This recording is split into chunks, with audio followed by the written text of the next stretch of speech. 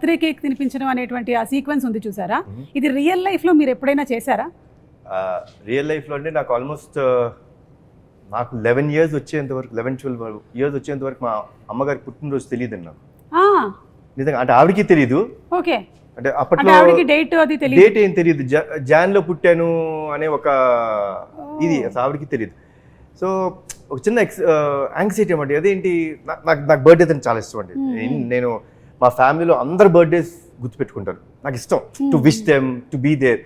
It's celebration because that's a birth.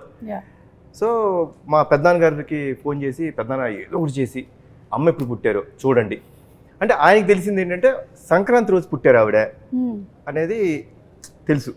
So back వెళ్ళి ఆ particular 1957లో Sankranti రోజు ఎప్పుడు వచ్చింది, సో అదంతా చూసుకుంటే now we know that she's born on Jan 15th.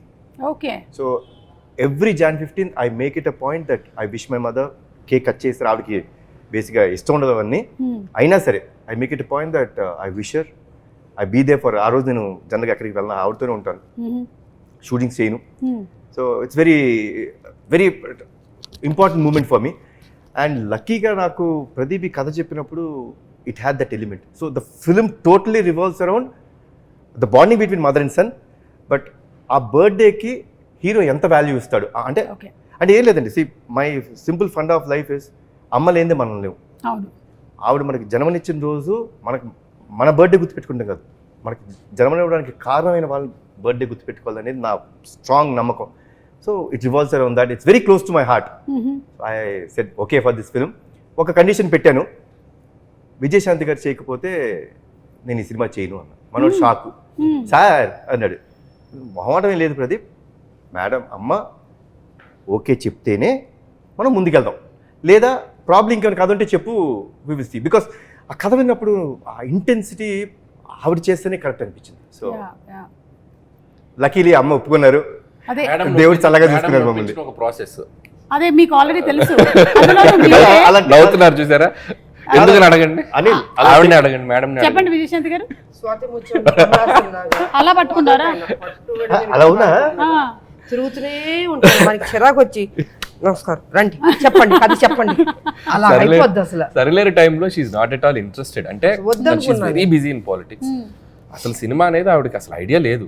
అసలు చేద్దామంటే మేబీ ఇంకో అప్పుడు ఆ టైంలో అసలు లేదు. ఇక నేనేమో విజయశాంతి గారిని ఎలాగైనా అప్పటికి ముందు ఒకసారి వెళ్ళి ఫెయిల్ అయ్యా, రాజాదిగిరి టైంలో వెళ్ళి కలిసా, అప్పుడే ట్రై చేశా. చాలా సినిమాల నుంచి ప్రయత్నం చేస్తూ అప్పుడు వెళ్ళాను. అప్పుడు పాపం మొహమాటం, కొద్దిగా మొహమాటం, మరి మొహమే చెప్పలేరుగా. లేదమ్మా నేను పాపం నో చెప్పలేక చెప్పారు. అది నాకు అర్థమైంది, మేడంకి కొద్దిగా మొహమాటం ఉంది, దీని మీద మనం ఫోకస్ చేయాలి.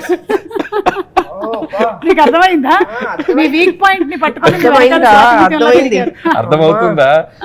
సో ఇక సరిలేరు టైంలో వెళ్ళి అంటే శ్రీనివాస్ గారు ఉన్నారు, అంటే they both have script judgement బాగుంటుంది. విజయశాంతి గారిదైనా శ్రీనివాస్ గారిదైనా. శ్రీనివాస్ గారు అంటే మన హస్బెండ్.